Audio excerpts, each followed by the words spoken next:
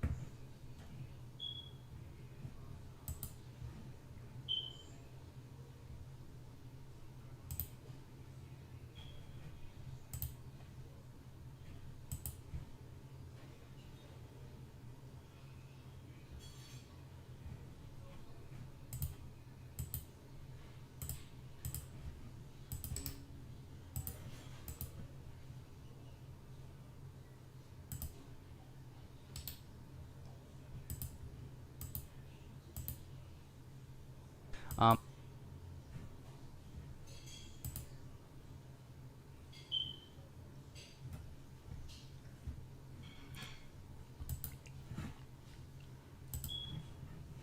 And boy, I'm sipping tea. And boy, I'm sipping tea. In your hood.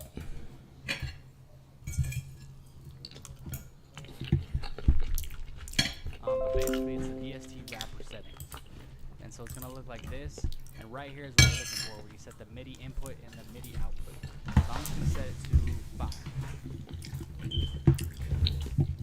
Okay, now we want to go to Cthulhu, and we're going to do the same thing. I'm going to set it to 5.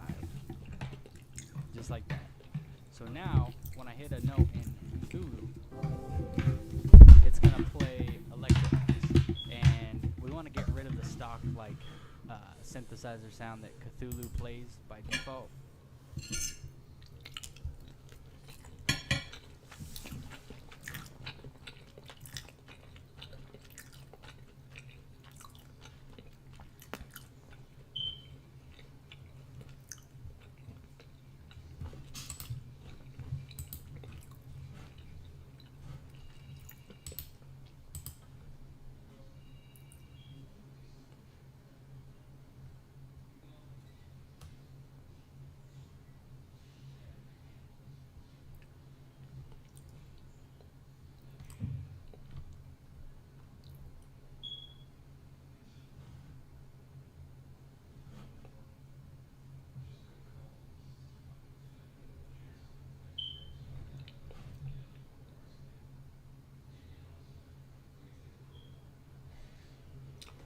Boring, boring.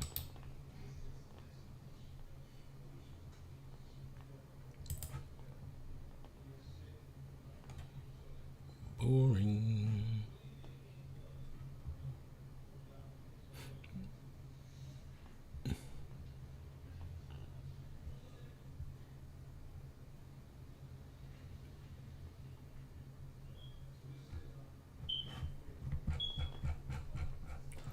Boring.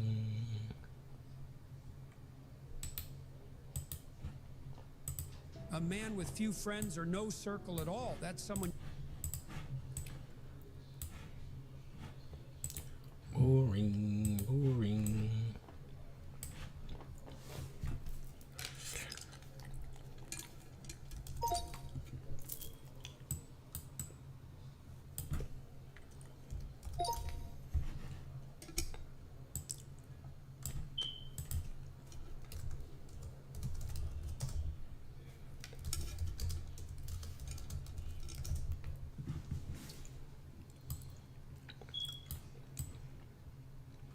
And boy, I'm sipping tea. You don't want to cross. No.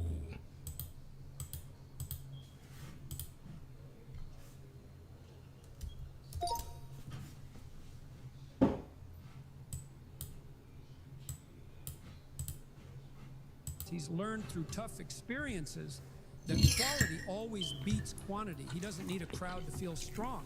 His power comes from within. While others chase after validation, he chooses to walk alone. He's seen the fake friendships, the drama, and the betrayals. And he's cut all of it out. Now he stands untouched, at peace. He doesn't need anyone to make him whole. He's complete on his own. The end.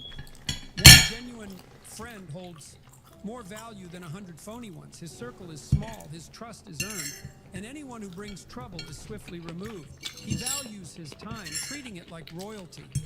He knows what he's after and never settles for less. So, when you meet a man with a small circle or none at all, don't mistake it for weakness. That's real strength. That's confidence. He doesn't need your approval because he's already won the only fight. A man with few friends or no circle at all, that's someone you don't want to cross. He's learned through tough experiences that quality always beats quantity. He doesn't need a crowd to feel strong. His power comes from within. While others chase after validation, he chooses to walk alone. He's seen the fake friendships, the drama, and the betrayals. And he's cut all of it out. Now he stands untouched, at peace. He doesn't need anyone to make him whole. He's complete on his own. The end. One genuine friend holds more value than 100 phony ones. His circle is small, his trust is earned, and anyone who brings trouble is swiftly removed. He values his time, treating it like royalty.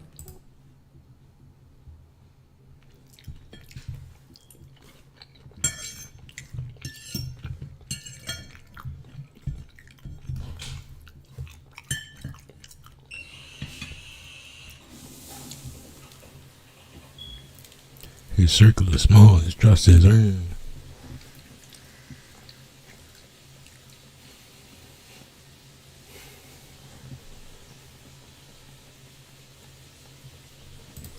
He knows what he's after and never settles for less. So, when you meet a man with a small circle or none at all, don't mistake it for weakness. That's real strength. That's confidence. He doesn't need your approval because he's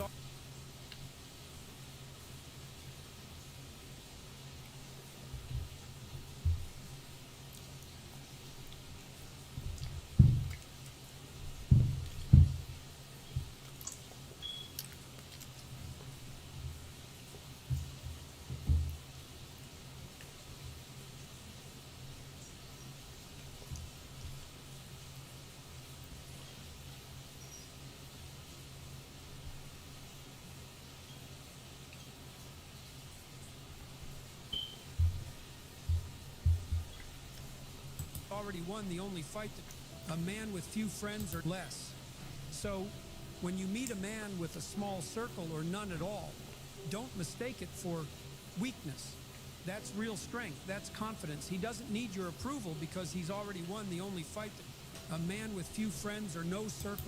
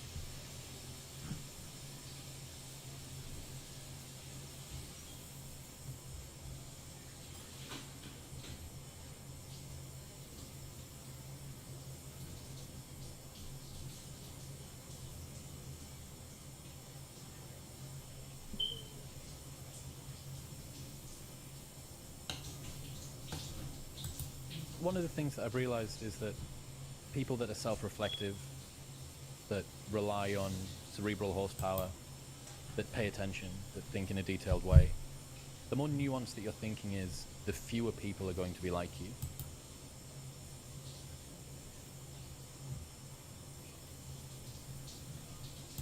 which makes you feel more alone. How do you think people can overcome this?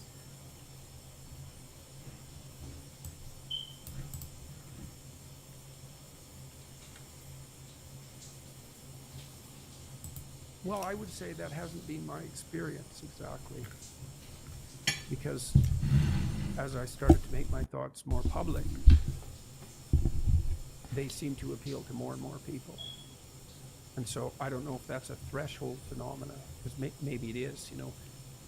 As you start to become specialized as a scientist, in some sense your vision narrows and narrows, although it gets more high resolution at the level that you're operating. But you kind of pass through a needle, let's say, out the other side where the thing you're studying starts to become everything again. And so maybe that's that developmental progression. You know? Further, more. Yeah, specialization and then Generalization again. Yeah, I think that you might be right there. The deeper into the breach thing, the show that I went to go and see you do in Manchester in 2017 or 18, someone asked a question about the depth of my consciousness causes me to suffer, and you said you take more of the thing that poisons you until you turn it into a tonic that girdles the world around you. And I think that this is something you see here as well, that when you start to think differently, when you start to consider the way that you're living your life in a more detailed, higher resolution, more unique, more nuanced way, you will probably receive pushback, especially, you know, speaking from personal experience, in the normal working class towns, people born, live, die in these places, it's insular. There isn't a huge culture of, especially in the UK, tall poppy syndrome is a huge problem. The biggest difference that I've noticed actually between American people and English people is that American children are told that they can be anything that they want to be. You can. They're told that they have blue sky vision, they can achieve whatever they want. The dream, baby. Gives them a lot of confidence. You could be a streamer like When me. us Brits, stuffy, stiff upper lip Brits, see Americans on TV, it sounds like everyone's had media training. Because everybody's just so enthused about whatever it is, even if it's a 18-car pileup. And then the equivalent in the UK is that deviating from the norm is very, very, very quickly mocked. And yeah, there's that a lot of that in Canada too. tall poppy syndrome, it's a big deal.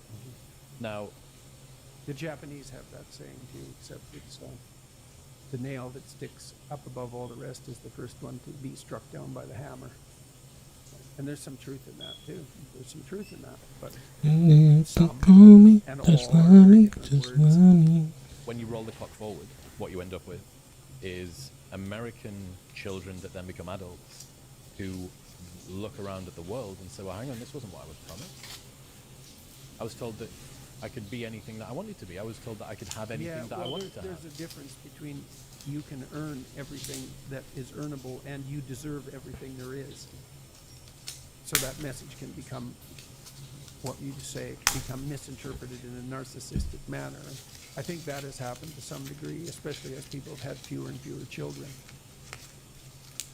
You know, Jonathan Haidt and Luke Enough talk about the coddling of the American mind, and they think about that in large part as a consequence of an ideological transformation. And some of that's true, but it's also useful to look at more fundamental phenomena. People have children when they're a lot older. They have way fewer children. They have way more resources when they have children on average. You know, if you're one kid of 8, you're pretty much battling it out for attention, for a very finite amount of parental attention with a lot of intense competition. And the probability that you're going to come out of that entitled and narcissistic is pretty damn low, because your siblings will definitely punish you for that. But if you're the only child, especially of older parents who are also more conservative because of their age and also less willing to take chances with you because there's only one of you, and then you have a lot of resources at your disposal, well, that's a whole different developmental milieu. And we have no idea what the consequences of that are, but the idea that children in that circumstance are more likely to be overprotected and dependent and structured, it's like, well, yeah, undoubtedly. And, you know, that would even be an Sucker overabundance moms. of parental virtue in some sense, right? Well, we just did nothing but pay attention to our child. Okay, but too much. What did you expect? Yeah. It's so strange because I'm an only child, right? And all of the, well, maybe my friends might say differently, But a lot of the commonly held presumptions around only children, and I have a couple of friends who are as well, and I don't know whether it's where we're from, that the northeast of the UK is very spit and sword.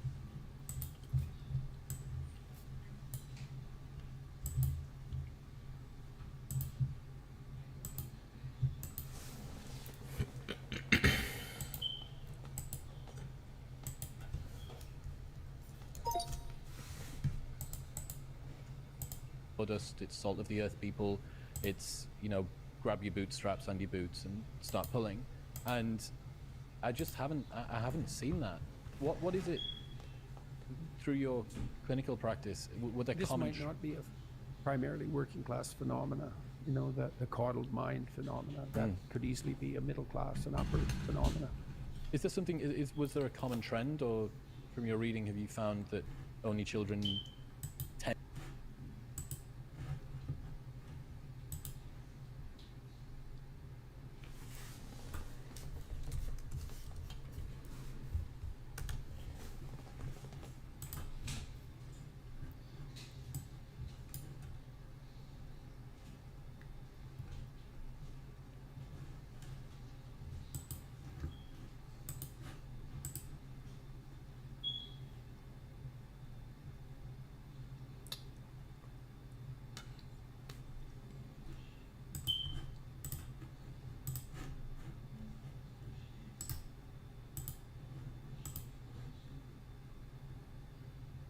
How should people deal with having lots of self-awareness or being a deep thinker? I heard a guy asked Peterson this question: the depth of my consciousness causes me to suffer. Is it a blessing or a curse to feel everything so very deeply? I thought it was a really great question. What's your opinion on that, and how can people with high self-awareness deal with it? So it's funny because, there's someone once told me that, I think my problem is that I have too much self-awareness. And so here's the main thing to understand. If you have a bunch of self-awareness, this is neither a good thing or a bad thing. The question is, who's in control? So the problem with people who have quote-unquote too much self-awareness is that they are not in control of where their awareness goes.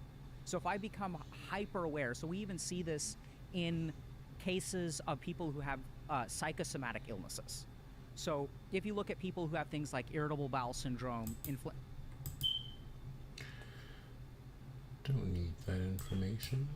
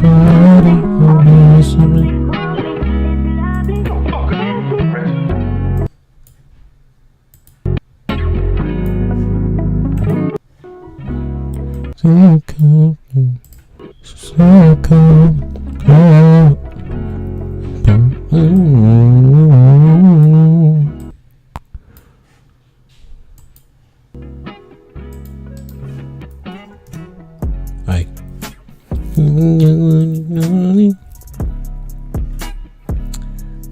call this shit. We're gonna call this shit.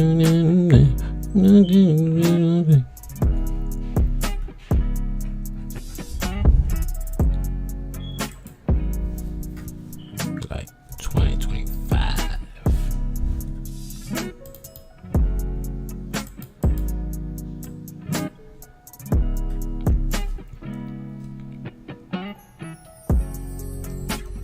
Me, my one and only.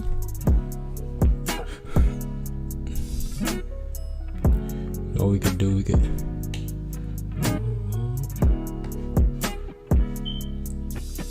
Go.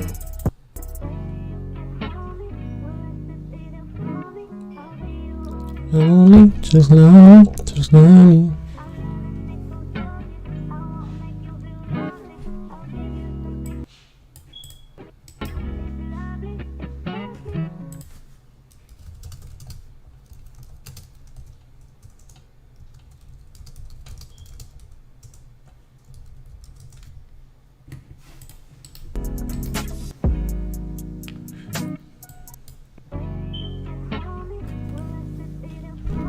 I'll be your one and only. Just love me, just love me.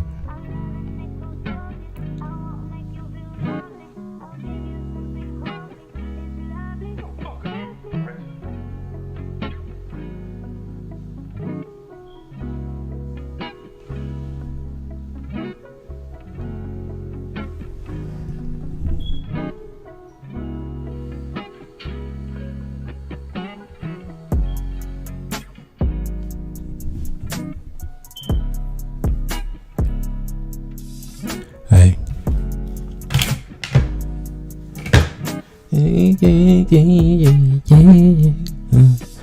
It's like, hey, can I be you only?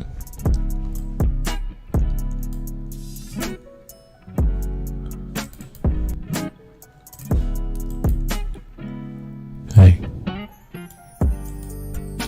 can I be your one and only? Can I be your one and only? And if I think somebody, nani,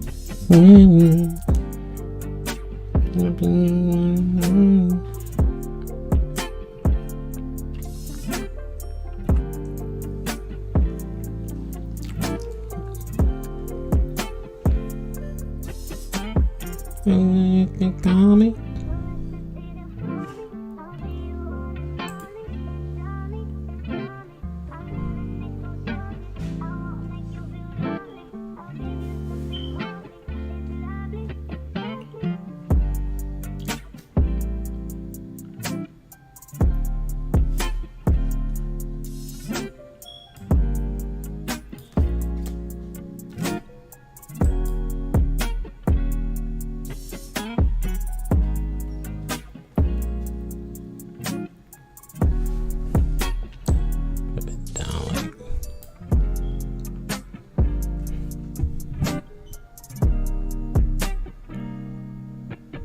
Hey, can I be your one and only?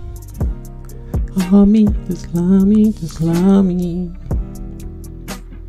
Oh, that might be it.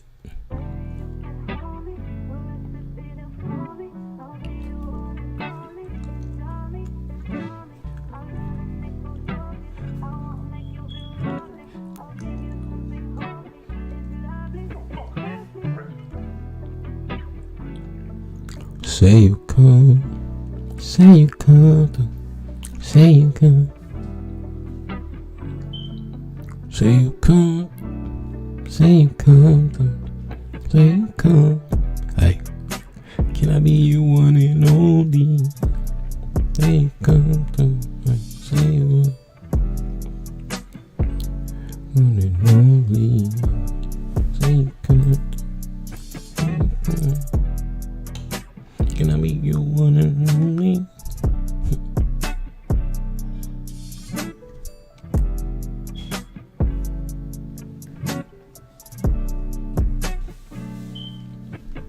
Hey, call me, gonna listen when I'm honest. When we think we're honest, do you love in the same moment? Hey, he's right there. Hey, you could call me.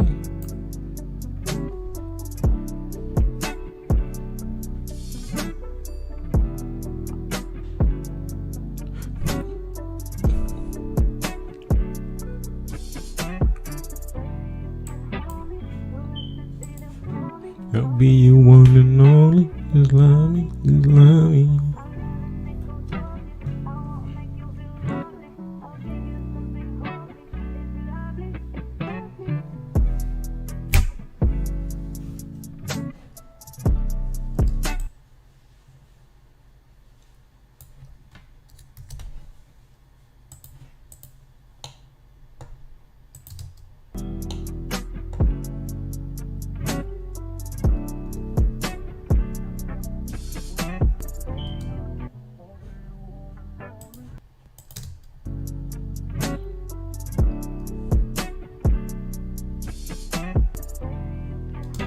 I chopped that shit wrong.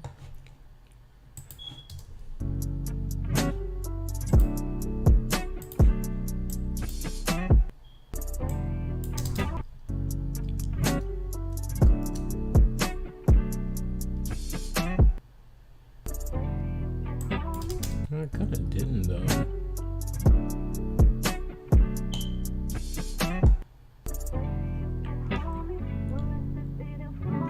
I'll be your one and only. Just love me, just love me.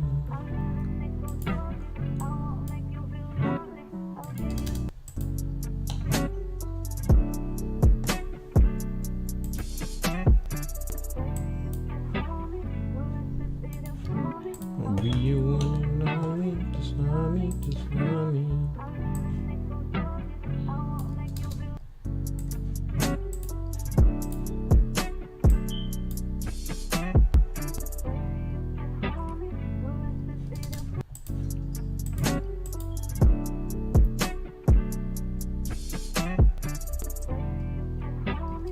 What's that like?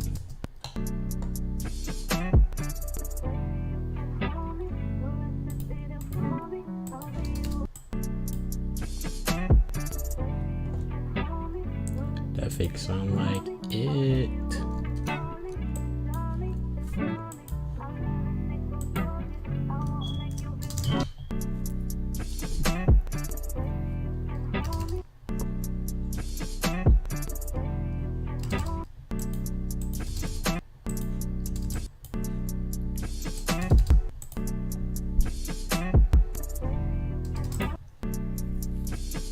Oh.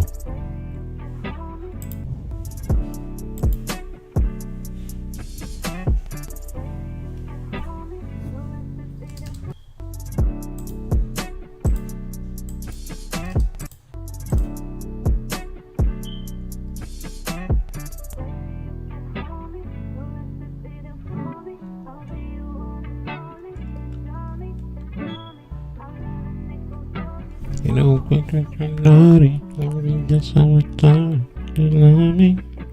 Right. Backstroke, backstroke, lean on me. Backstroke, backstroke, on me. Come through.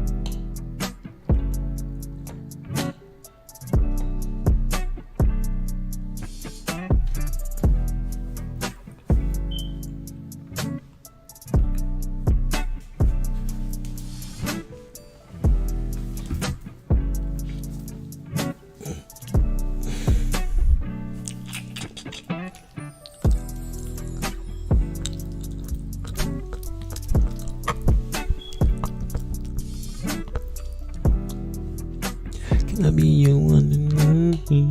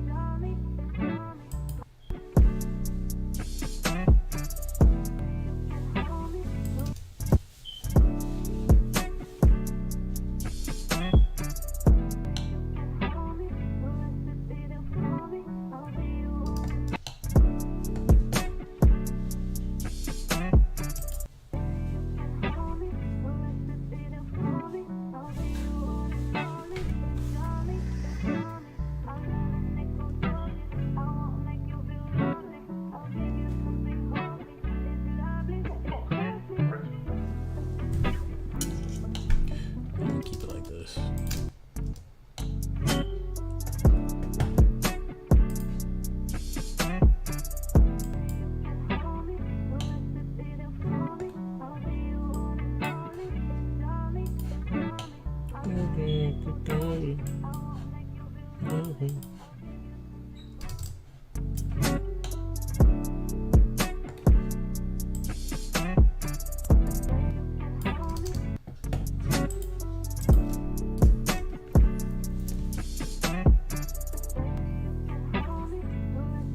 Sorry, we want to know me.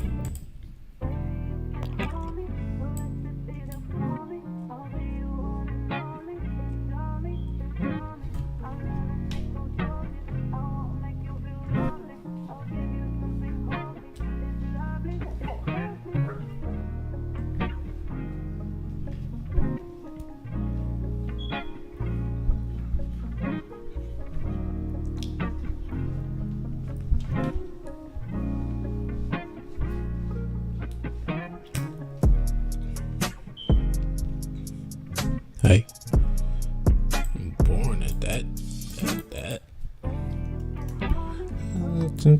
Love me, and only just love me. Sorry, naughty, sorry, love me, alright. Say you come, say you come, say you will. Say you come, say you come to, say you come. Hey, can I be your one and only? She said, look, girl, I'm tired of being your homie. Then we got Yanko. This time what's the sin? I'm from quarter 4. I'll meet your ass at 10. I'll leave you back and win. I'm gonna win your friend. Used to be, remember me, I wasn't with your friends. Say to come, still I come through. Every time you call, know I'm there for you. Say, you know I care for you. Say, you know I'm there for you. Say, you know I never embarrass you. Say, you know I perish you. Say, I might fly to Paris too. I gotta keep going. Hold up. I'm snapping.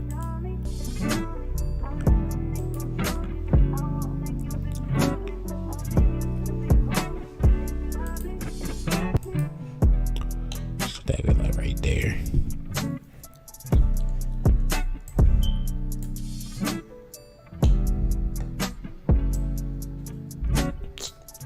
I fucked this whole shit up, bro.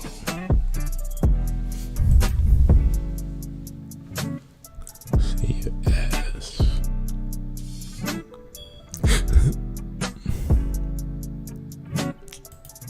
Rhyme just fix. Save ass.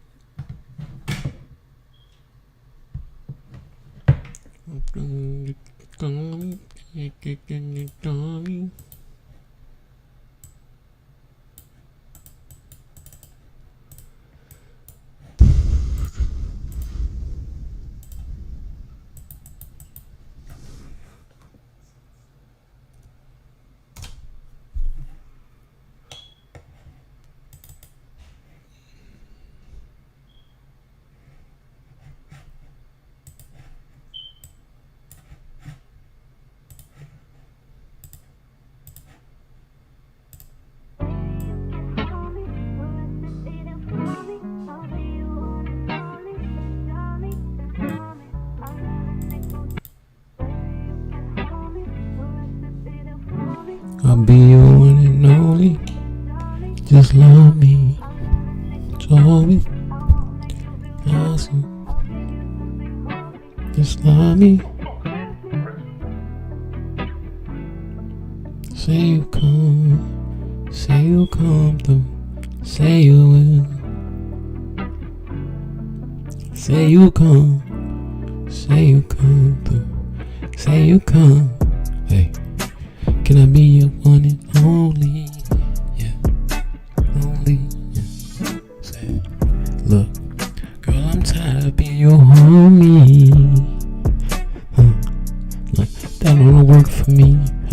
saying she don't work for me. She know I'm coming through, baby. I'ma come through for free. I'ma come through at 3. See you at 6. Bring back there at 9. Bring back at 10. Bring me back again. Maybe we met back at town. See, I was sitting with your friend. You was sitting next to me. And I was personally say you had plans with me. You said I was. Hey, I said you was. Hey, you was looking real pink. Hey, looking real pink. Hey, I had to see. Shit was pink. Hey. I'll be your one and only.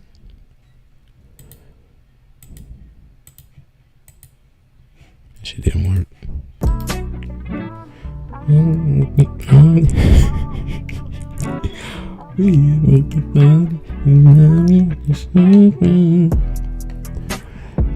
you love me? 'Cause I love you too. So I love you too. Let's listen to some Finnish music.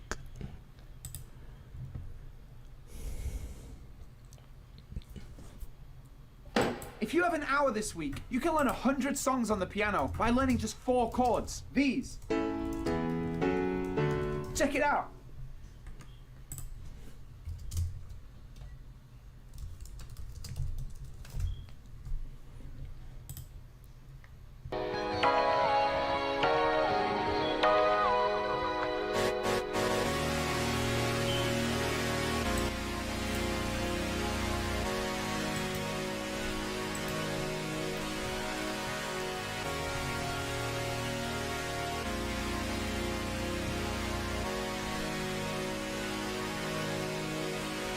Talk to him.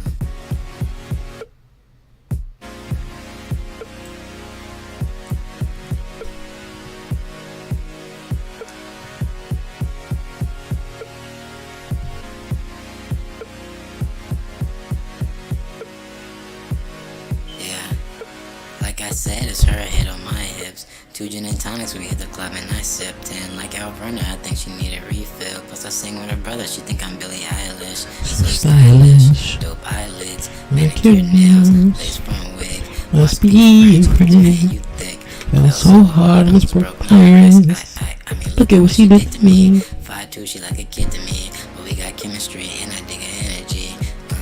She taking shots like Kennedy. I think it's meant to be. Wait, what I said? Something I didn't mean. But that don't change the fact she digging me. Now I'm pretty sure she into me.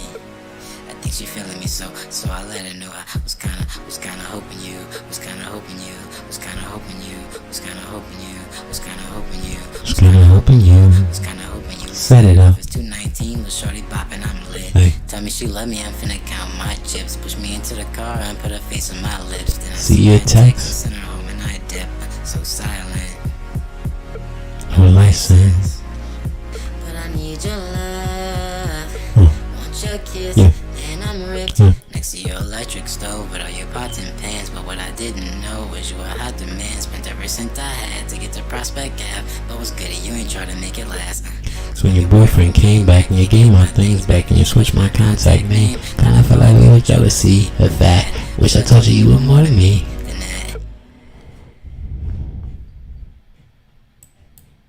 Got him rapping like that. My contact name kinda felt like we were Jodeci, a fad. Wish I told you were more than me than that. Look at the jawline though. Nigga's a star. Nigga's a star, yo.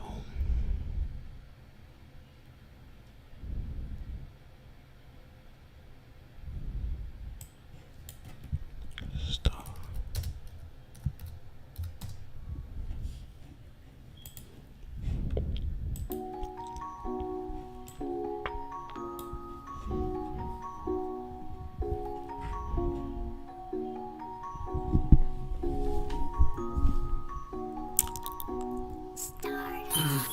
Do you see that? Except for you pack. Yay. Long as you do. Yay. Yay. Yeah. Alright, so yeah. Eat that. Squeeze. Opera. I don't need that. I tell her to ease back. Ease back. She lose her sense. Take over.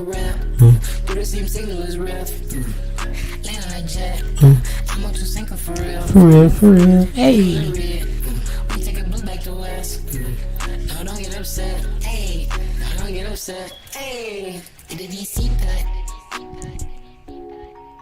Slap in the streets back.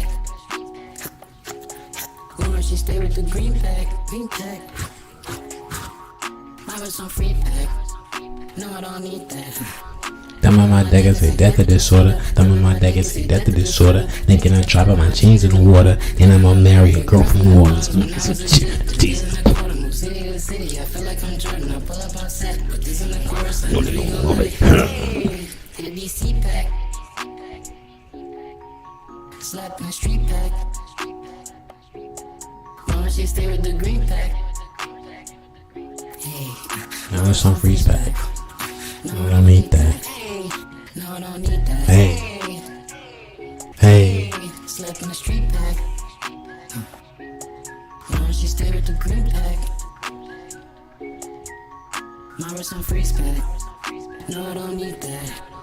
No, I don't need that.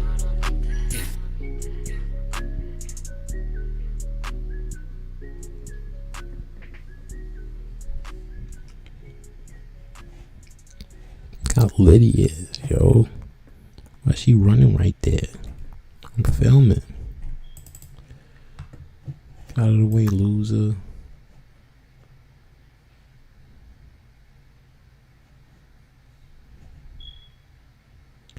I tell her to ease back. What's that? God.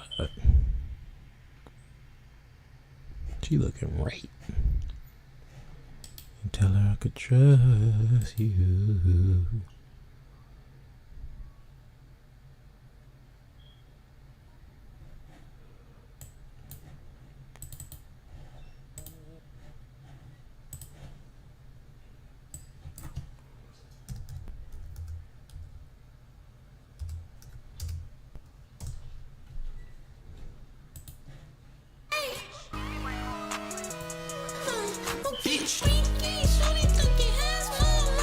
Strap up.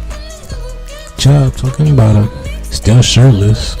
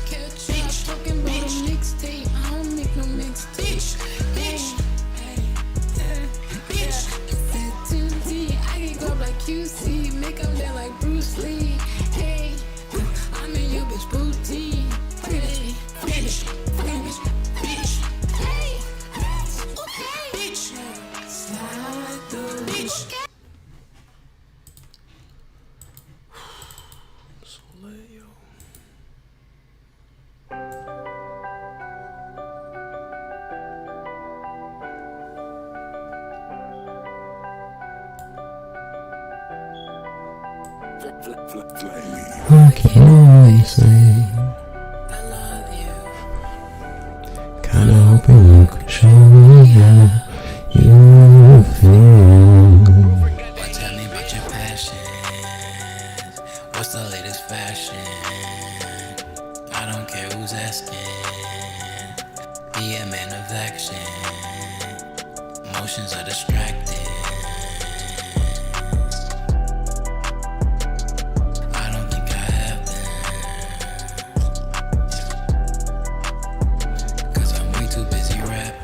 Too busy rapping. in. Escape that box I'm trapped. Escape that box I'm trapped in. Relationships get tragic. I don't like to have it. I disappear like Magic. and reappear like Magic. What they did to black men. What they did to blacks. In love with the rich. Don't want it if it's ratchet. I pop up and I ask, what's up with the? I could be your draft pick. I'm dead in the clutch. Listen. Hoping you could show me how to not give a fuck. Hey, I can't say I love you. Kinda hoping you could show me how you feel. Well, tell me about you. What's the latest fashion? I don't care who's asking. Me and man of action. Emotions are distracted. I don't care. I don't think I have them. Look. Everyone is acting. Yeah. Everyone is. Cause I'm way too busy. Fucking hard, yo. So hard. And play this too.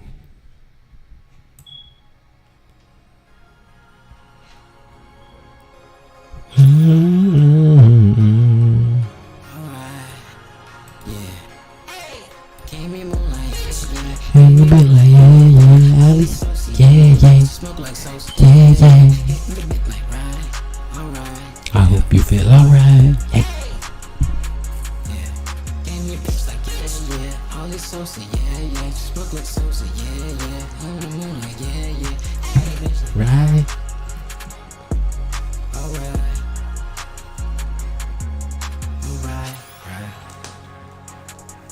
All night. Oh, no. Every time. Every time. Came in the moonlight, right? Alice Sosa, right? Orange and purple, right? Blue and green, right? Black and yellow, right? Black and yellow, Right. Black and gold. Black and gold. I don't know. Hello, LA. I'm with LA. We see better days. I'm alright. Damn, you bitch like yeah. Alice Sosa, yeah. Smoke like Sosa, yeah. Smoke like Sosa, yeah. Alice Sosa, right? Alright. Can we be like, yeah. Alice Sosa, yeah. Came with a moonlight. Yeah. Came me a bitch like Yeah. Alice Sosa, right? Alright. I hope you feel Alright. Does she feel alright? I hope you feel alright. Yeah. Alright. Can you? Yeah. Alice Sosa, yeah. Alright, yeah. I hope you feel alright.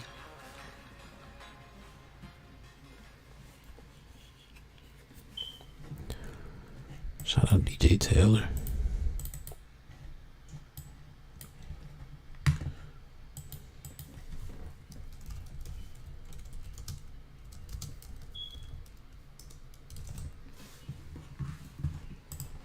Hello friends, welcome back to my channel. I had a video request on my experience moving away from my family. I actually am originally from Utah and moved to Texas. And I'm currently in Texas and actually going to be moving here soon within the next 2 weeks. I'm moving to Arizona. So I'll probably do another video when I move to Arizona, but I want to tell you my experience, what I've learned, and kind of share a couple stories with you guys about what has happened and how I've changed as a person by moving away from my family. So I'll start with the beginning. So when I was in Utah and making the decision to come out here to Texas, I actually moved here just to reinvent myself and to get away from everything that I grew up around, because I really wanted to mature and grow as a person. And because I was so close with my family growing up and the way that I was raised was so... To be so for real, last year was kind of a lot for me. I was just feeling kind of like burned out. family based, and I wasn't really allowed to have a lot of friends and things like that, so moving away from them was very, very, very challenging, but at the same time had a lot of growth and a lot of learning and expansion for me. So when I made the decision to move, which was very, very hard for me, You got I was moving out here to Texas me with my boyfriend and 2 roommates. The plan in was to my move here to rent a home feel. where we all You stay got together me. and kind of go from there and figure out, You if we want to got go our ways or whatever me within, 6 months to a year. my feel. You got me. A battle with one of the roommates, and we ended up parting ways. And the home that we were moving into was basically a crash and burn. So now here we are in Texas with no plan, nowhere to go, and we didn't want to turn back. I didn't want to go back home, even though I was very scared and unsure and uncertain about what was going to happen next. So my boyfriend had this great idea, and he was like, let's call our friends. We had some friends in Dallas, Texas, and we'll see if they'll let us, stay with them for a little while, and hopefully they will understand, our situation and everything. So we called them up, and that ended up working out. So we go and stay with some friends in Dallas. Originally, our plan was to go and stay in Austin, but life had other plans for us. So we stayed with these friends in Dallas, Texas for, I would say it was about 2 months or so, and we were staying on the couch. This, in and of itself, was very challenging. This time for me was hard. Going through Get a house, Mom. challenges, Get a house, feeling like bum. life was happening to me, and I was in a really dark place at the time. I was crying multiple times a day, and You a loser. I felt like I was going through an ego death at the time. I'm letting go of a part of me that was so attached to my family. I was letting my ego die because I thought, we had to have this perfect plan, and I wanted to, live in this house, and now I'm living on a friend's couch. It was very uncomfortable. We had to live out of a suitcase, and it was a 1-bedroom apartment, very, confined, and I didn't have a lot to do. It was definitely challenging. So after 2 months of living with those friends, we were able to find an apartment, which I'm actually currently in now. This is our apartment, and it is actually a very nice place. And we kind of went through some challenges getting the apartment complex itself. When we got here, they weren't expecting us, so they gave us a unit that we didn't want, and we ended up having to move again into the one that we did want. So it felt like a lot of things were happening that were, I guess you could say, testing our faith, because it was not going as planned. There's no God. As, we wanted it to go, and it felt like very frustrating, and it just opened, the gate to more learning about ourselves and learning to have faith and let go. So. Look at her eyes. Look at these recessive traits. That was the moving side of things. And then I noticed as, the weeks went by, the months went by of living in this place, I, at the time, didn't have a job, and I was on unemployment just from moving over, and this is all happening around the time of COVID, when COVID was, first coming out. And not doing anything. When COVID was first coming out.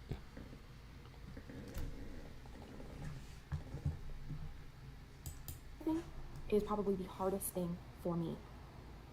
Sitting with myself and not being busy, not being productive is the hardest thing. I had to sit with my feelings, and then That means you're probably not a productive person. If you always have to be doing something, then what is ever getting done?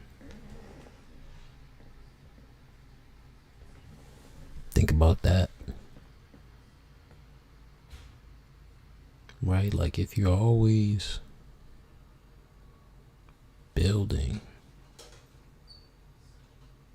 nothing's ever built. Nothing ever gets built. That means nothing has been built. Nothing is being built. If you're always building, that means nothing has been built.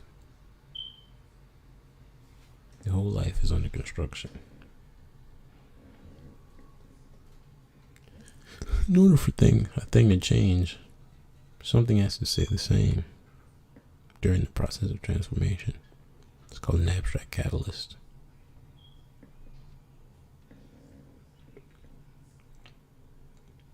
Things are always changing, and nothing's actually changing. Right?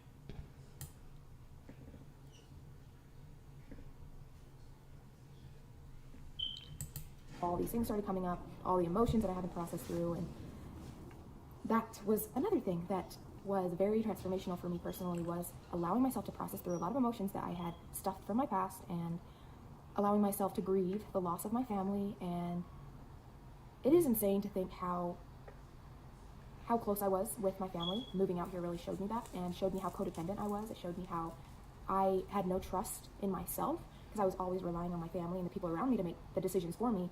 And that brought up a lot for me as well. You know, Someone has to make them. Frustration. They I are felt like I coming. was powerless. I had no control over my life because I had never made decisions for myself. You I had got no choice. I had no me. idea what I wanted because everything that I had wanted up till now was based on other people.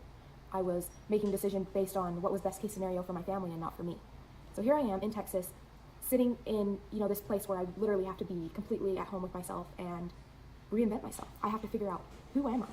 What do I want? And learning to have a connection with God, to have a connection with life, and to trust again.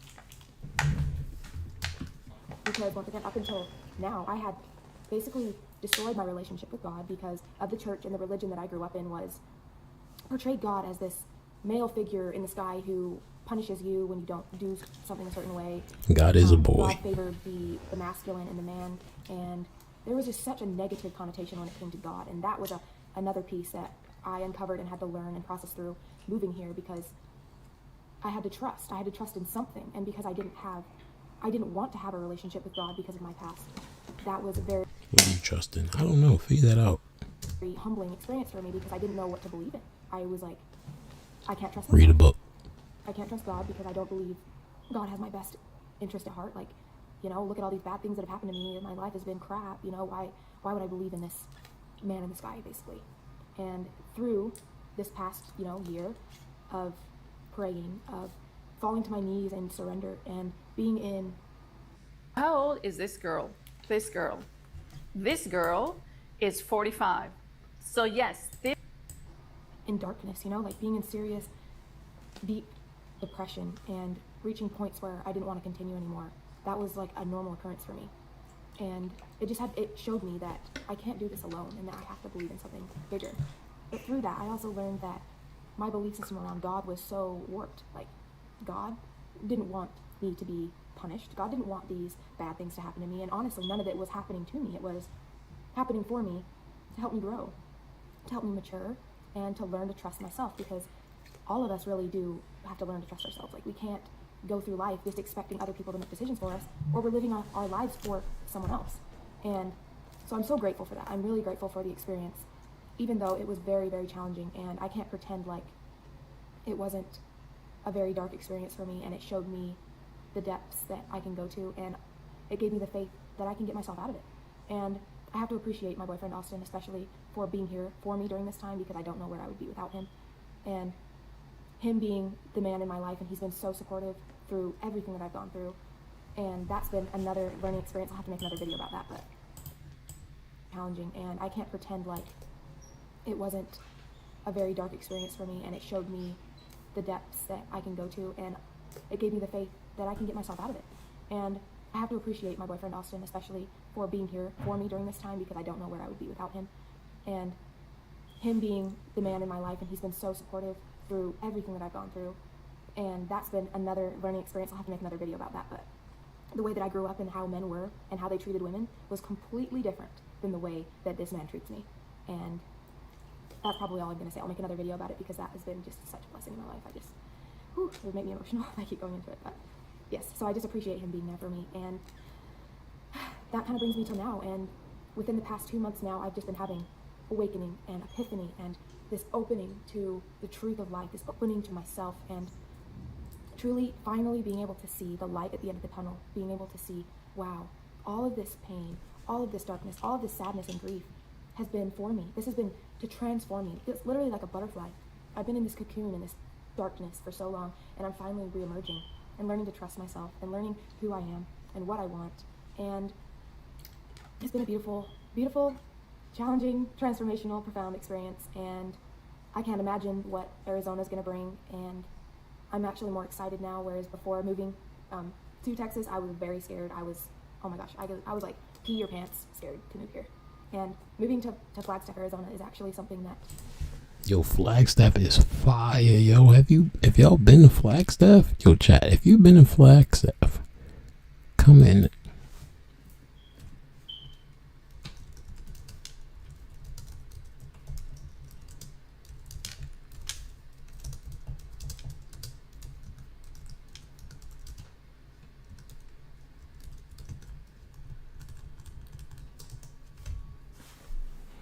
Flagstaff is fire.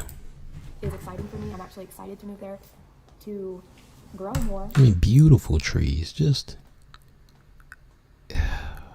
like a wonderland. To learn more about myself and to step more into my power and allow myself to trust life, to trust myself, and let my life be transformed. So that's me trying to make my experience, into a short enough video to where you guys can actually, get something out of it. Let me know down in the comments below if you want to see me make a video on anything particular that I've talked about today. And that's it. Thank you guys for watching. Like and subscribe, and I'll see you in my next video. Bye.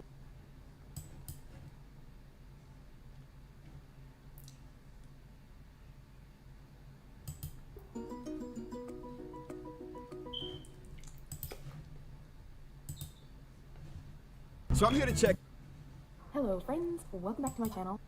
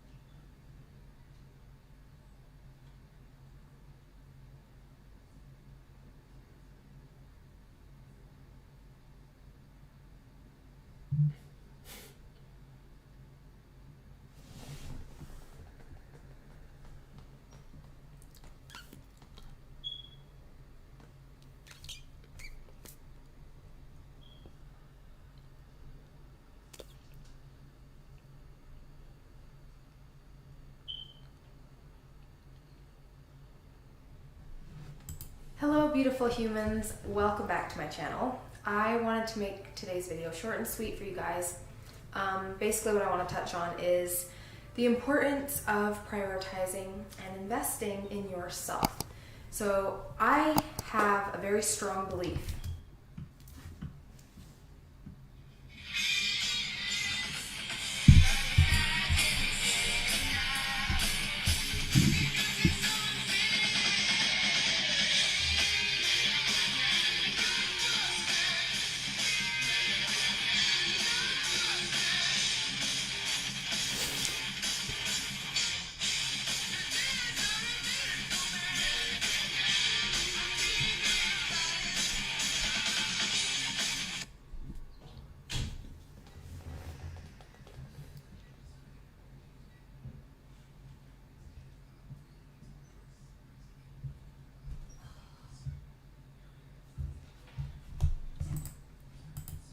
and I'm sure a lot of you guys will agree with me, that investing time and prioritizing ourselves is the #1 thing that we can do to benefit not only ourselves, but also to be of service to everyone in our life. So when I talk about investing in yourself or prioritizing yourself, I'm talking about getting to the point where you prioritize every aspect of your life. I like to categorize this in terms of my mental health, my emotional health, my spiritual health, as well as my physical health. So when I make my goals, I'll separate those things into categories and ask myself if I'm showing up in all of those areas. Because I really believe that when we have balance within those 4 areas of life,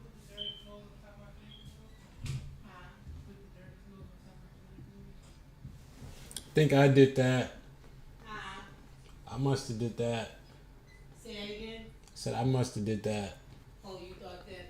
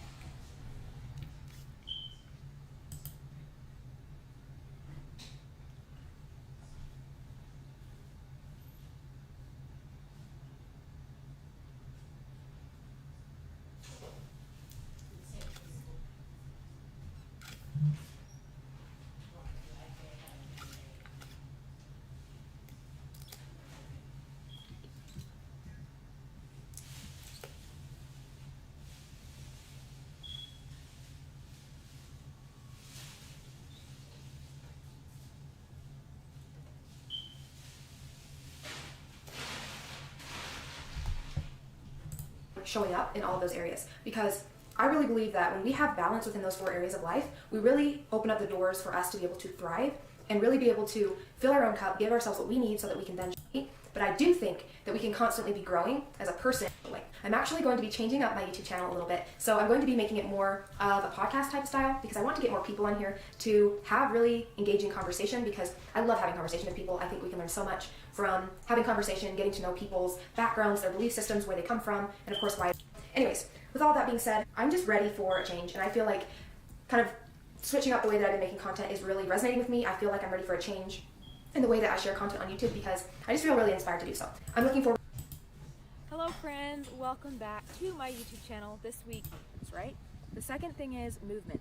Making sure that you're moving every day, you're getting in exercise, because this is going to allow struggles with your physical health, meaning maybe you have imbalanced hormones, maybe you're struggling with gut issues, or some sort of toxicity buildup within your brain. All these things really do affect how you feel internally and will affect your ability to evolve, to grow, and to heal. So the first thing I want to touch on is your diet, how you eat, and if you're eating a clean diet, because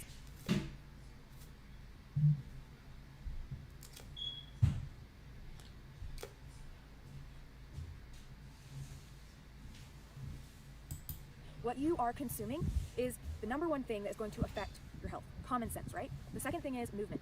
Making sure that you're moving every day, you're getting in exercise, because this is going to allow you to have those endorphins that make you feel amazing. And the third thing is I would highly recommend that you guys get your blood work done, get tested to see where you're at in terms of your hormones, your vitamins, because if you are deficient in any vitamins, nutrients, or minerals, this can actually lower your vibration and make you feel very fatigued. It can affect your mental health. It can make you feel like you just don't have the same passion and zest for life. So get tested to see where your hormones are at, where you're at in general, because based on my personal journey, throughout my teenage years, my hormones were so out of whack and I had so many gut issues, and that is when I dealt with so much depression and anxiety. So it definitely correlates to your mental health. So the healthier you can become, the less you're going to struggle with things like depression and anxiety and even things like suicidal thoughts. Because the more that I have been able to get myself physically healthy, the easier it is for me to change my belief systems, the easier it is for me to have great days without feeling like I have to force it. Like in the past, if I didn't focus on gratitude on a daily basis and really, really try to keep my thoughts positive, I would spiral down into depression, and it was just a really sad, depressive loop where I was always spiraling down until I got my health in check.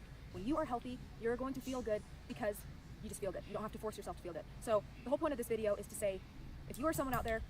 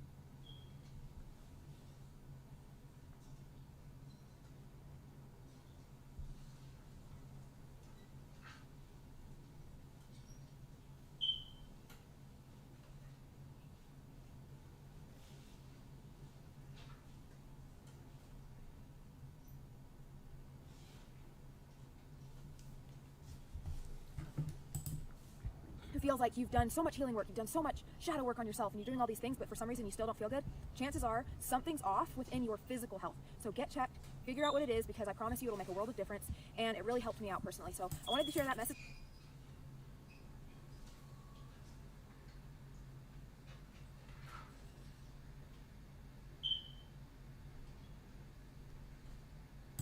With you guys today.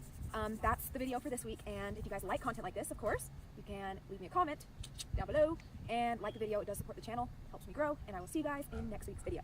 Bye.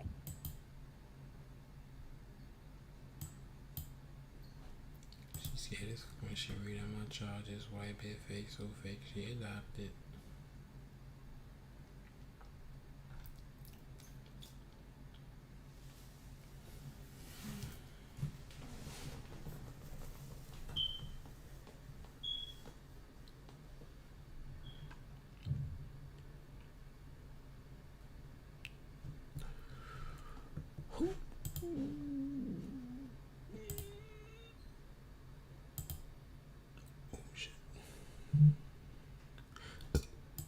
When you stop asking permission and start just taking destiny in your own hands, things kind of fall into place like that.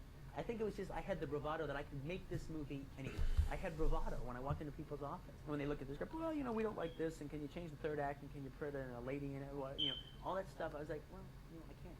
This is the movie I want to make, and I can make it over here this way, so thank you very much for that. That kind of thought process, that kind of bravado actually helped the movie get made. You wrote the script, and then did you just present it that way? You didn't make any alterations or anything? We've never even had a script meeting. They liked the script. They dug it. That's what they wanted to do, And this is the way I want to work. Is like, I write the script. It's not like, it's about a rewrite away, or it's 2 rewrites away, or it's like, I like this, but the third act's still kind of shaky. No, it's like, when I write something, it's like, boom, this is it. If you want to make this, this is it. There'll be no changes. This is the movie I'm going to make. If you like this, then we should make it. If you don't like this, then I'll go with somebody else who does. When you stop asking permission and start just taking destiny in your own hands, things kind of fall into place like that. I think it was just I had the bravado that I could make this movie anyway. I had bravado when I walked into people's office. When they look at the script, well, we don't like this, and can you change the third act, and can you put a lady in it, all that stuff. I was like, well, this is the movie I want to make, and I can make it over here this way, so. They say if you're not willing to walk away, you can't negotiate.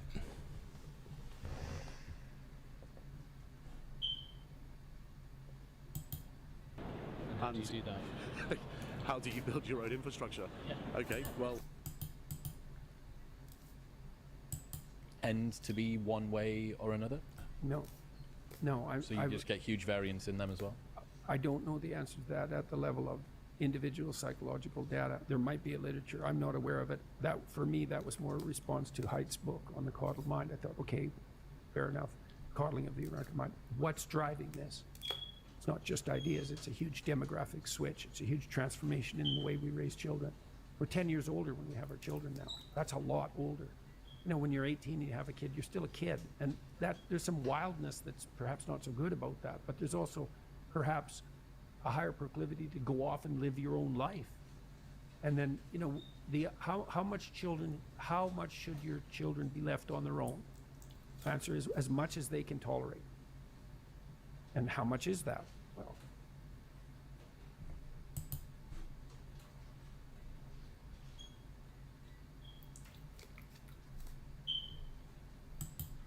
you find out with each child.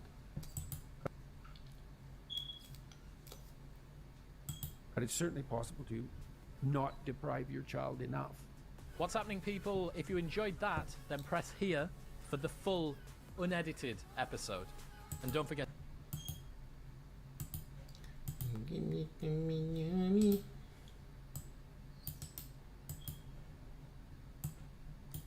The human brain cannot comprehend the negative. It is incapable. Yes, it's true. I'll give you an example. I believe you. Okay? No, I'll give you an example. You don't have to believe me. I'll prove it. Okay? The human brain cannot comprehend the negative. You ready? Don't think of an elephant. Yeah, I know. You can't tell the human brain not to do something, right? And so what happens is we very often reinforce things when we put things in the negative, right? I can't get apart. I can't get apart. I can't get apart, right? Or I can't do this versus I'm going to keep doing this.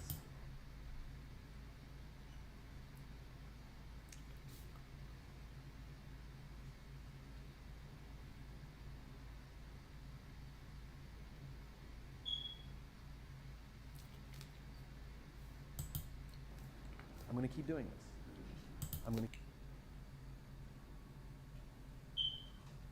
keep doing this, right?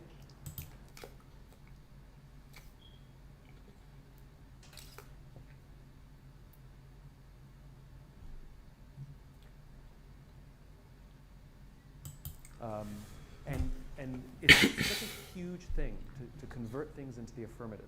You're supposed to do it with children as well. We're supposed to say, instead of saying to children, don't eat on the couch, we're supposed to follow the snow, follow the path, follow the path. The only thing you see is the path.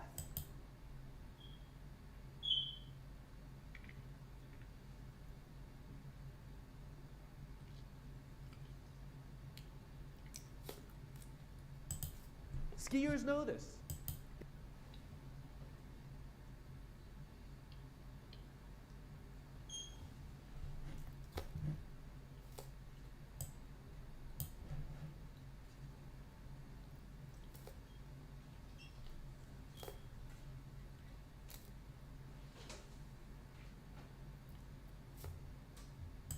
If you say don't hit a tree, you'll hit a tree. You won't be able to find a path because all you see is millions of trees. If you say only follow the path, you actually don't see any trees. There's actually very sparse trees.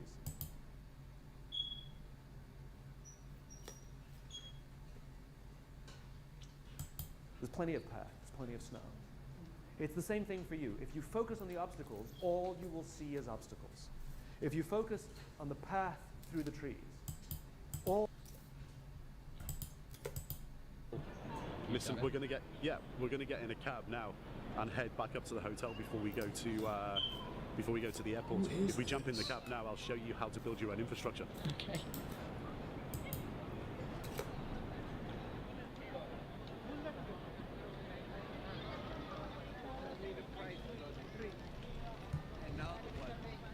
So this infrastructure issue, how does it work? So building your own infrastructure. Yeah. Okay, well this period we talked about earlier, between essentially going from zero to owning assets. That period we talked about, so having no liabilities during that period. What you've actually got to do, and it might sound obvious, but what you actually have to do is save. And you have to build your asset base. Because during that period, it's going to be very, very easy for you, for example, to go and take a job somewhere, get a salary every month, and then start signing up for liabilities based on that salary. So the best way to do things is actually build up your business. So work for yourself, build up a business. It can still be done if you're working for a business or a corporation, but it's more difficult. You've just got to live well within your means, and you've got to have no liabilities. So liabilities, like we talked about earlier, with mortgages, overdraft facilities, credit cards, taking loans to buy cars, stuff like this. You've got to have no liabilities, you've got to save. And even if you have to rent, for example, or share an apartment for 10, 15 years, you've got to be prepared to do that, and you've got to drop your pride. Setting up businesses, if that's the choice you're going to make, there's a million ways to make $1 million. You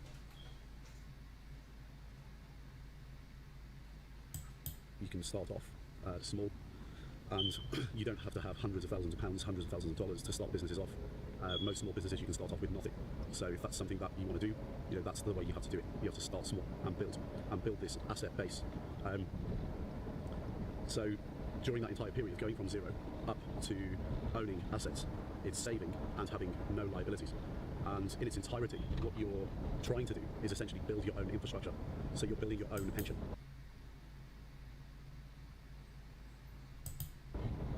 Now, if you look at the way the pensions industry works in the Western world, so if you look at the United States, United Kingdom, Europe, what's become really apparent in the last 5 to 10 years is that the generation previously who started on the pensions infrastructure in the 70s and throughout the 80s and 90s and noughties, those people are not able to retire properly.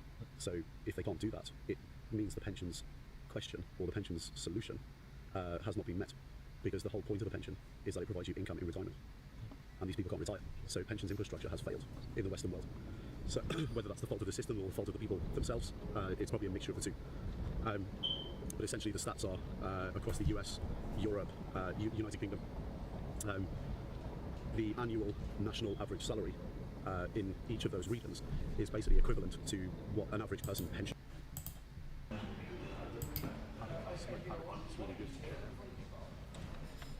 Right, mate. Hey, how's it going? I had a question. Okay. It's one that I'd be remiss if I didn't ask. Okay. Because I think you get asked it a lot, actually. Okay. Can you guess what it is? No. Oh, okay, I get it. What's it all about? This is essentially your visual catchphrase now. It's something that you've become quite well known for. It holds 50 numbers. It can text, make and receive calls, and that's it.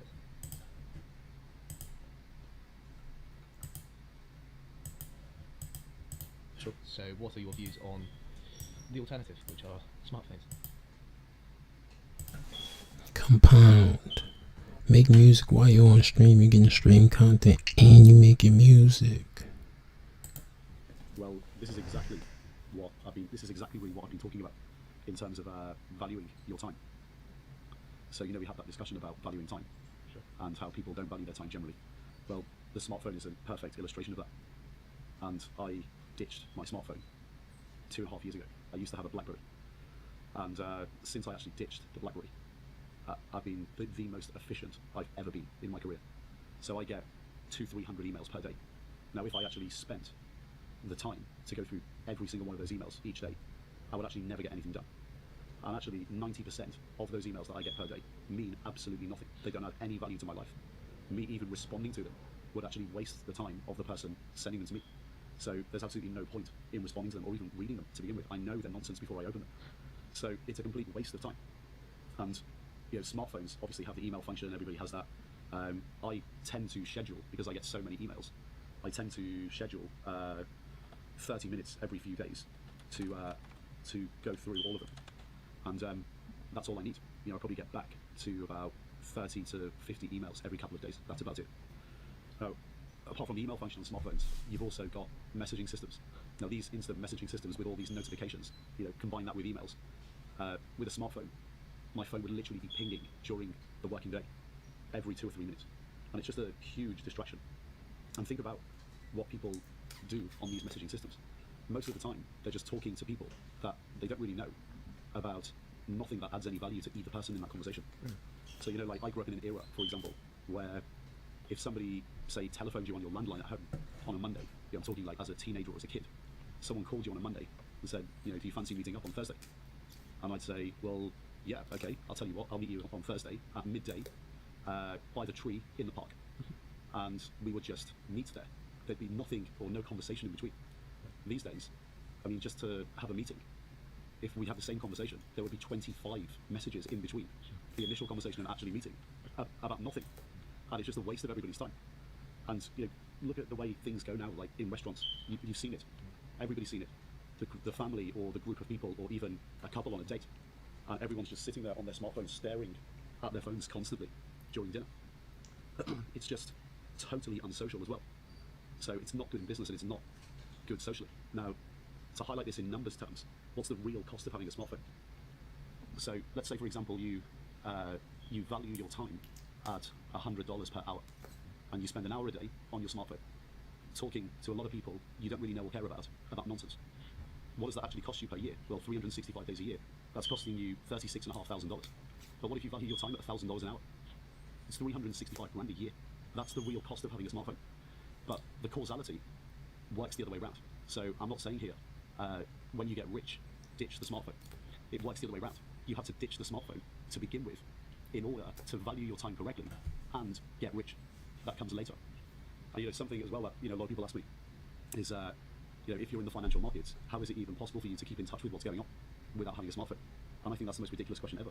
Because if you understand financial markets, you understand that everything that comes on your phone via mainstream media will never make you money in the financial markets. It's responsive to what's already happened in the past.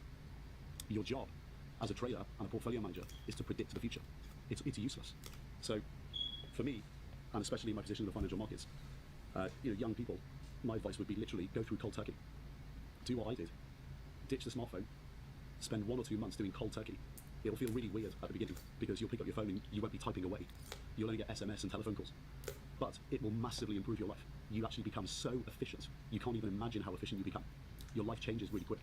Ditch the smartphone because you will always be inefficient with a smartphone. Great. Brutal. It is brutal, but you've just got to get rid of it. Yeah. What's your downside? Sure. Test it for 1 or 2 months and see what happens. Sure. And I promise you, your life will actually become better. Of course. Of course.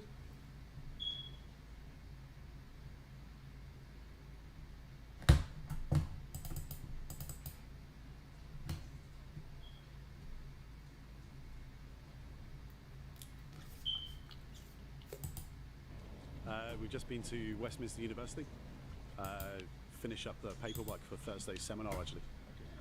And we're going to head to the city now, have a quick meeting, and then pop back to the hotel, get ready and go out for dinner. So do we have time for a quick question? Yeah, sure.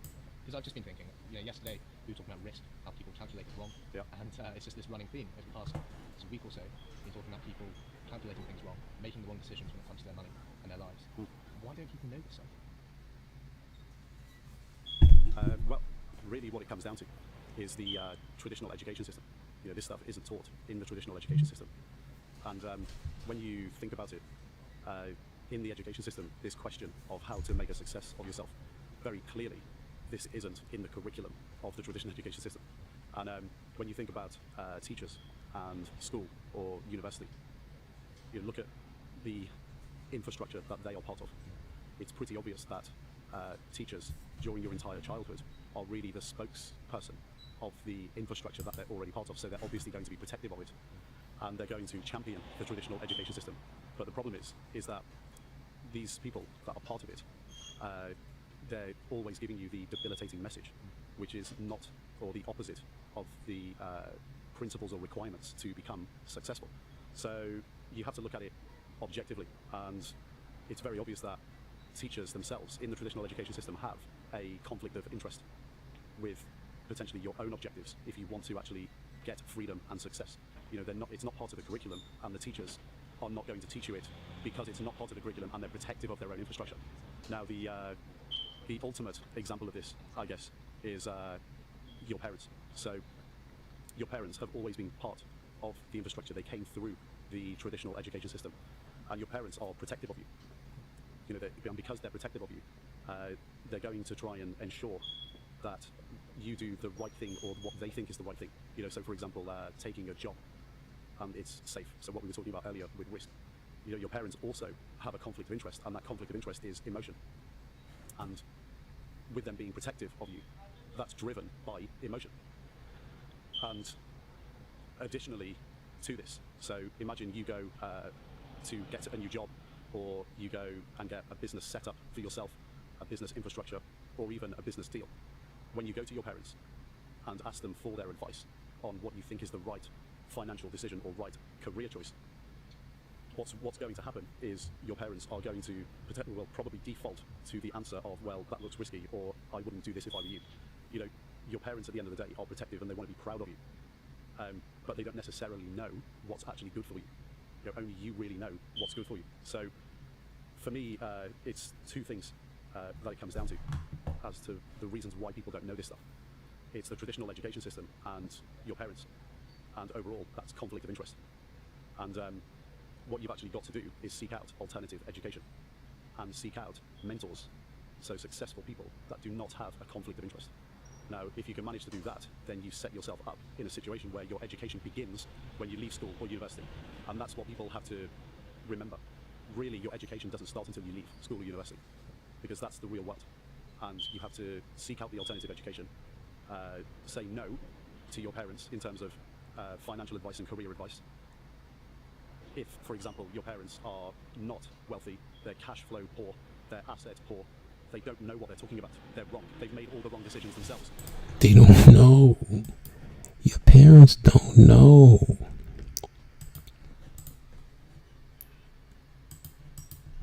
Say no to your parents in terms of financial advice and career advice. If, for example, your parents are not wealthy, they're cash flow poor, they're asset poor.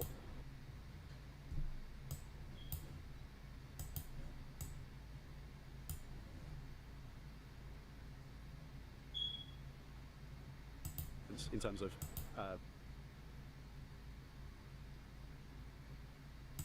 financial advice and career advice. If, for example, your parents are not wealthy, they're cash flow poor, they're asset poor, they don't know what they're talking about. They're wrong. They've made all the wrong decisions themselves. So you have to seek out the alternative education. You have to seek out the mentors that don't have the conflict of interest.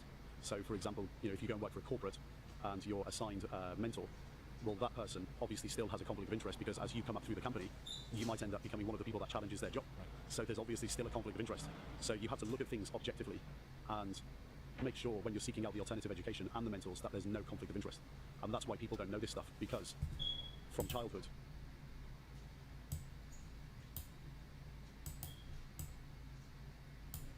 end up becoming one of the people that challenges their job. So there's obviously still a conflict of interest. So you have to look at things objectively.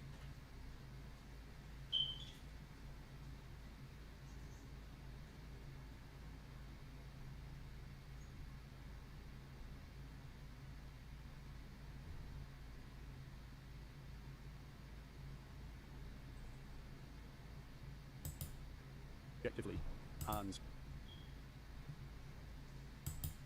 make sure when you're seeking out the alternative education and the mentors that there's no conflict of interest. And that's why people don't know this stuff, because from childhood, all the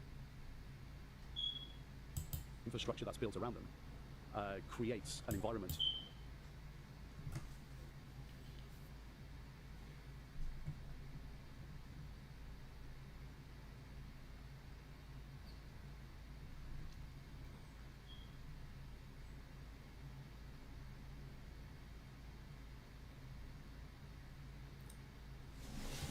Don't listen to me.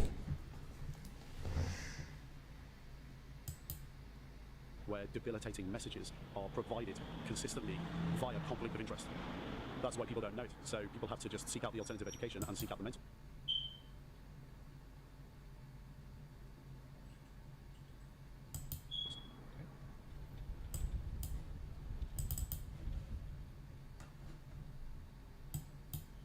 So much depends on reputation. Reputation. So we're back on Wall Street? Yeah, back on Wall Street. Once upon a time in a small village nestled among the rolling hills, there lived a young man named Hero. Hero was known throughout the basin. You must transfer all the water from the basin to the smaller bowl without spilling a single drop. Village nestled among the rolling hills, there lived a young man named Hero. Hero was known throughout the village for his restless mind. He was always thinking, analyzing, and worrying about the past and the future. His mind was cluttered with thoughts, and he could never find peace.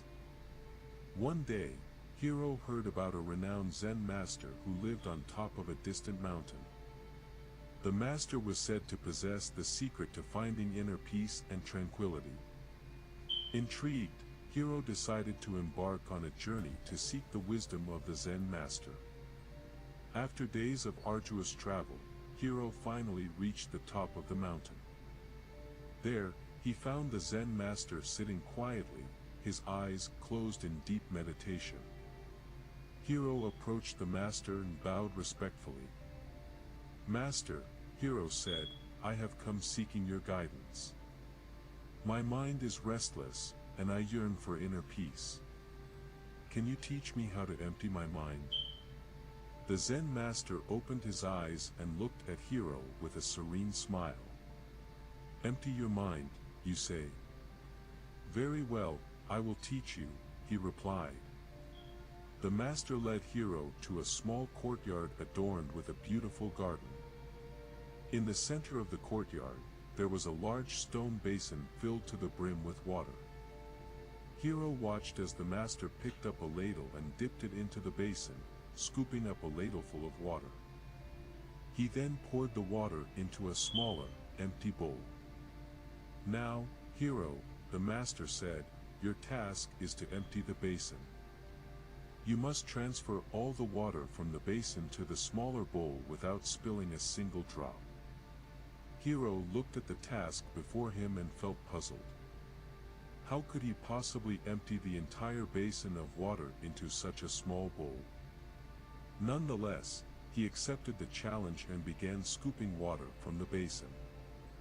For hours, Hero diligently scooped and poured, but no matter how hard he tried, the basin remained filled with water. Frustration crept into his heart, and his mind became even more restless. The Zen master observed Hero's struggle with a compassionate gaze.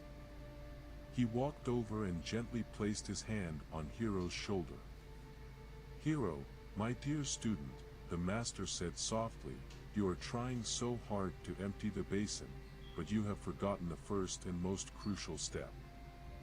To empty the basin, you must first empty your mind." Hero looked at the master, his eyes filled with confusion. "Master, how do I empty my mind?" The master smiled warmly. "Let go of your worries, your fears, and your attachments," he said.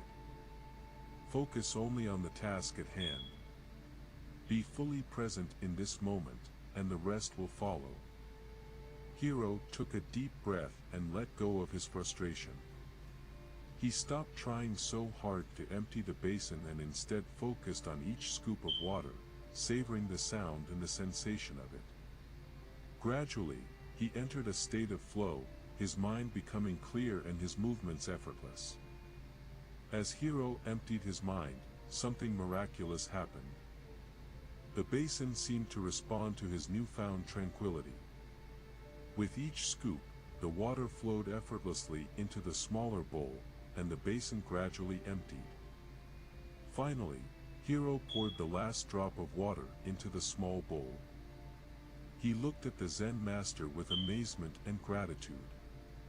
"You see, Hero," the master said, "when you empty your mind, you allow the universe to flow through you. You become one with the task at hand, and everything falls into place."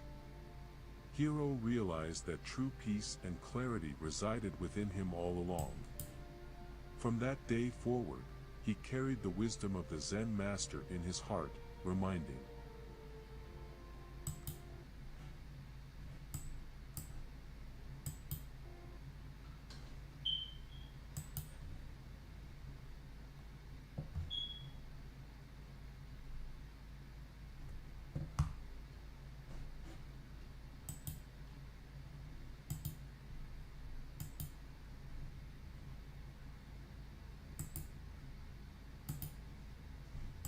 is the cornerstone of power.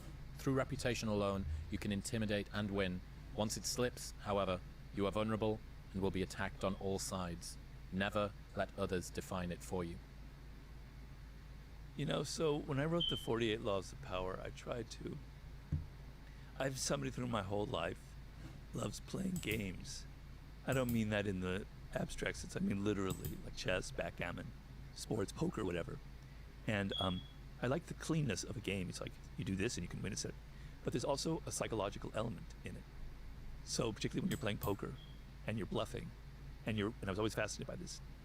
It's a game of chance. You don't really know what cards you're going to get. But that fellow over there, he's been bluffing. He bluffed before. I'm sure he did. He's going to do it again, right? So the psychology starts entering into the picture in a game of chance. It's not a game. There's certainly skill involved, but a lot of it's chance. And because he bluffed before and he's got that look in his eye, it could be a woman, don't mean to generalize. All right, I'm going to fold, okay? So you don't realize that so much of the game of power has nothing to do with data and you being a better person at something. A lot of it is pure psychology and intimidating people and winning before you even enter into a battle. So if you have a reputation, you carry it with you. And the reputation doesn't have to be real. Personally, I don't know how valid this is. I have this reputation now of being this Machiavellian characters, you know, and so if Robert's 5 minutes late for a meeting, it means he's playing a game even though it's probably just the traffic. But my reputation now kind of put people a little bit on their heels, you know, where it's not necessarily true about me, but it kind of goes ahead of me and it influences. Precedes you. Yeah. And so It's an extra form of power. So the idea the overall arching idea to pull this out of the specific is, power is pure psychology.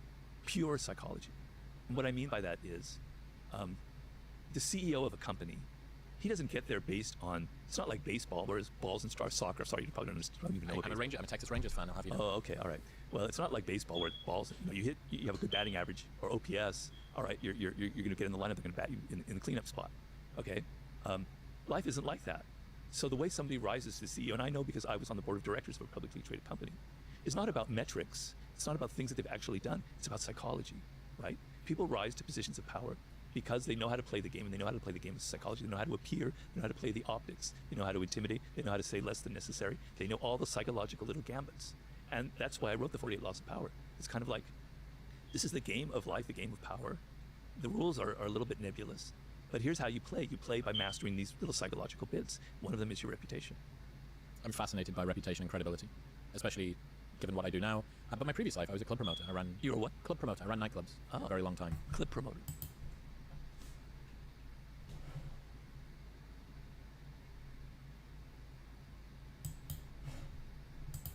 I'm fascinated by reputation and credibility, especially given what I do now. But my previous life, I was a club promoter. You were what? Club promoter. I ran nightclubs for a very long time. Club promoter. What do we call that here? Club. It would just be a promoter. It's called. So, marketing for nightclubs, essentially. The guy stood on the front door with the guest list and the bands for VIP and all of the hot girls' names. And then after a while, we owned a group of guys that did that, and then we owned a group of guys that owned and you started to build up this company. Wow. And in that, every single nightclub that you've ever been to is the same thing. It's people getting drunk in a room to music. It'll never be anything else. You can dress this one up pink and give out inflatable flamingos on the door, or this.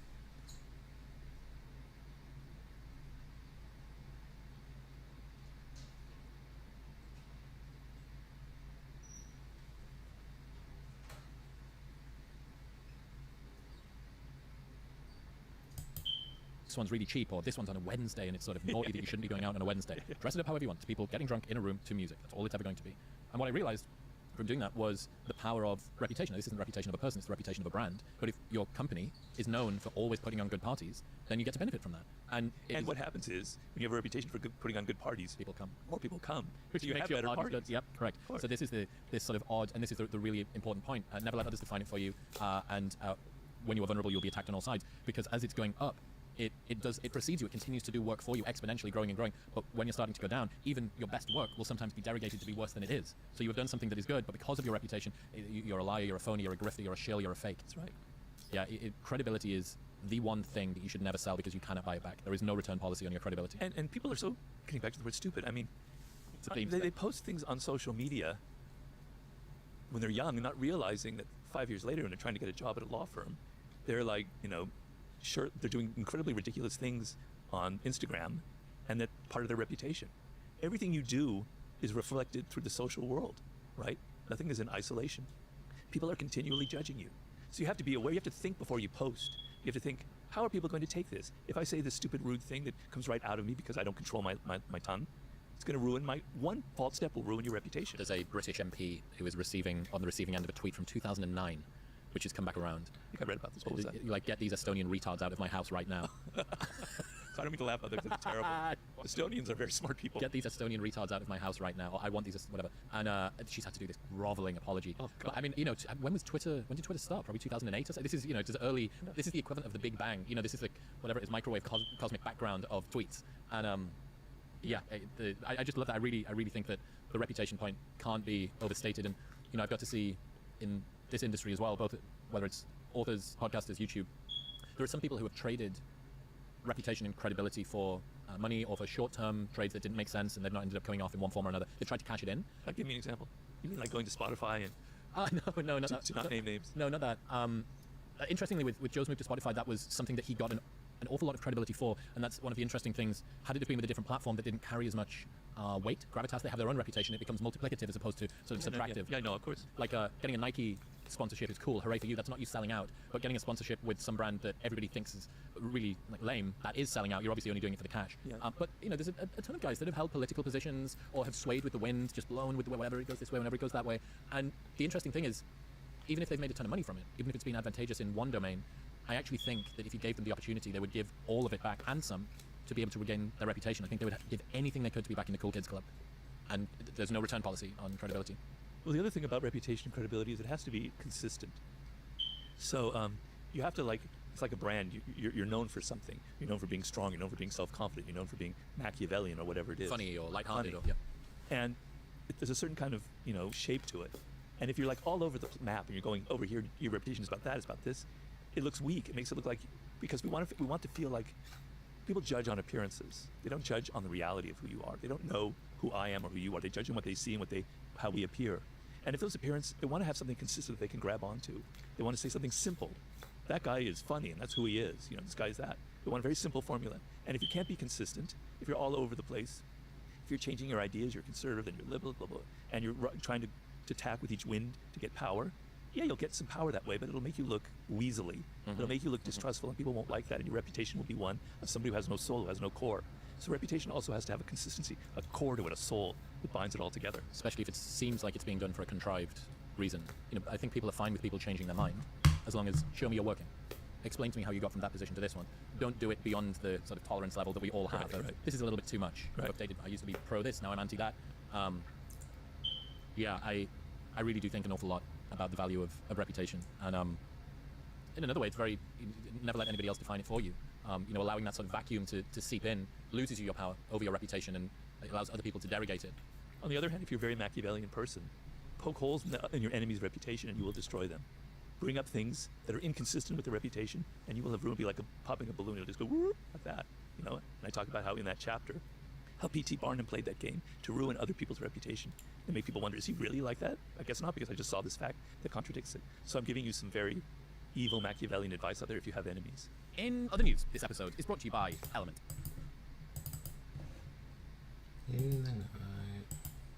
The meeting's final day in New York, so got to get a few things tied up, and then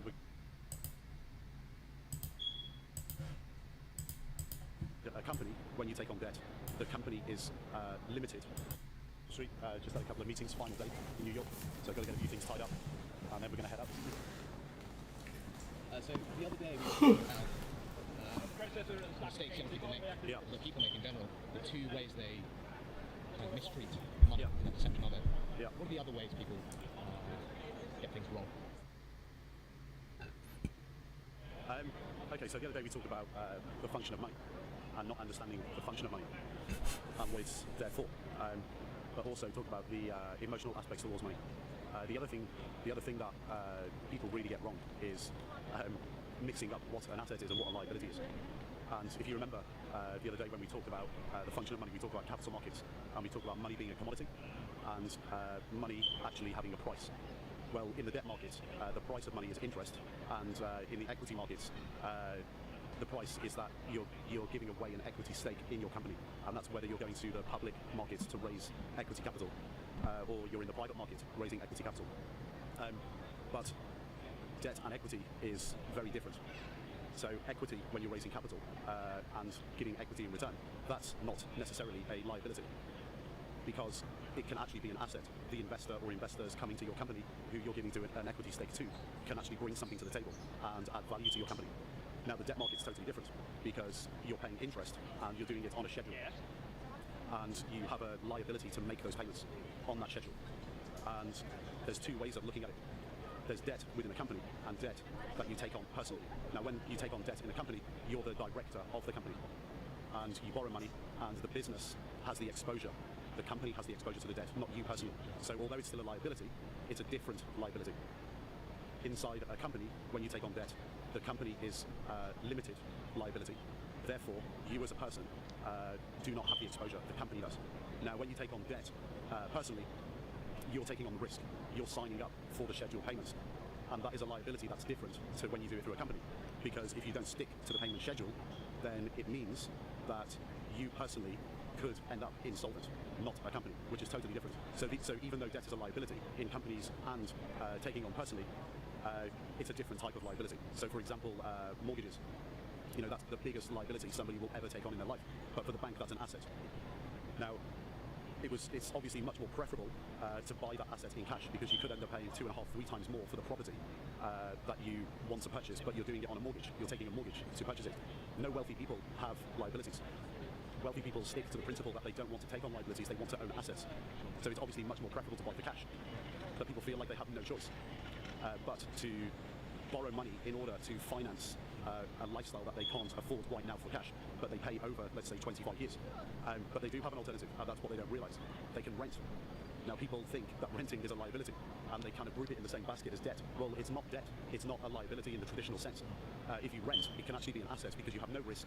You can walk out the next month, and you can leave any time, and you have total freedom. And freedom is an asset, and that's what wealthy people get. They understand that. People who don't really understand money, they mix up assets and liabilities, and they think that taking on a mortgage and having it secured on a home, that is some sort of asset. It's not. It's a major liability, and what it essentially does is just put you in a trap, and the owner of that debt is receiving the payments, and you're paying them, and you end up on this scheduled payment hamster wheel that is essentially a trap, and you can't get out of it unless you pay it off. So when you look at all liabilities in debt for people individually, not for companies, it's all about mortgages, credit cards, overdraft facilities, borrowing money to buy cars. You know, these are all the mistakes that people make. They don't think freedom is an asset, and they sign themselves up, and they get trapped. One of the biggest rules and biggest principles to stick to is to actually go ahead and buy everything for cash, if you can, because the asset now and biggest principles to stick to is to actually go ahead. Credit card does that. Don't do that. Put your credit card up in case you get like cancer. Sell your car, take an Uber, walk, get rides. Don't get no mortgage unless you rent. That's good debt. Take out a mortgage to buy a house, to then rent for more than the expenses on the house. And so you're making a profit every month. Therefore, the house is an asset. Yeah, man. Stay away from those liabilities, man. And buy everything for cash, if you can, because the asset now is better to own than in the future. If you want to buy that asset, you should want to own it now and own it outright. So rent for 10 years, 10, 15 years, and even if the property price goes up, it doesn't matter. It means over that period, you haven't had a liability. You've actually had an asset over that period because you've had freedom. And then if you end up buying it at a higher price, it doesn't matter. You own it for cash, and you've had no liability in between. So this is absolutely essential. It's a principle that everybody should be sticking to. Otherwise, people get trapped, and they end up on the hamster wheel. This infrastructure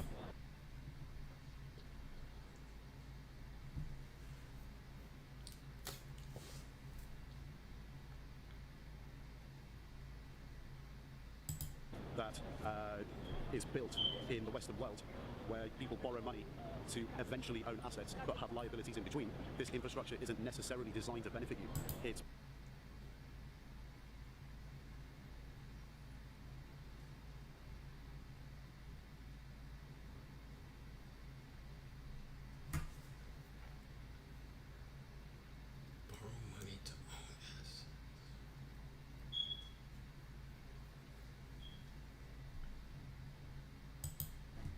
primarily designed to benefit the owners of the infrastructure. What you actually have to do is own your own infrastructure and have no liabilities. So if you have zero now, you have to stick to this principle and get to a point where you own infrastructure with no liabilities in between. Digital infrastructure, man. Digital real estate. Get on YouTube. Get on Apple Music. Get on Spotify. Get on Patreon. Get on Twitter. Get on Instagram. Get on Snapchat. Get on Substack. Get on Twitch. That's royalties. And how do you build your own infrastructure? Okay, well, listen, we're gonna get in a cab now and head back up to the hotel before we go to the airport. If we jump in the cab now, I'll show you how to build your own infrastructure. Okay.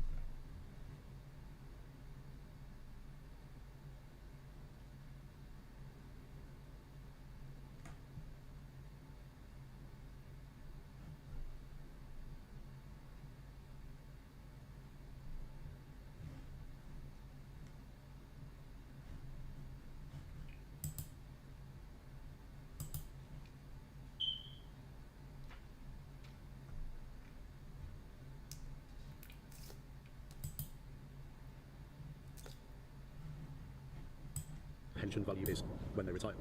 Which means if everybody retired today in the Western world, it would mean that they'd only be able to live in their current living standards for 1 year.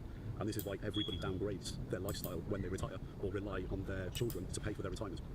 That's not something you want to be doing.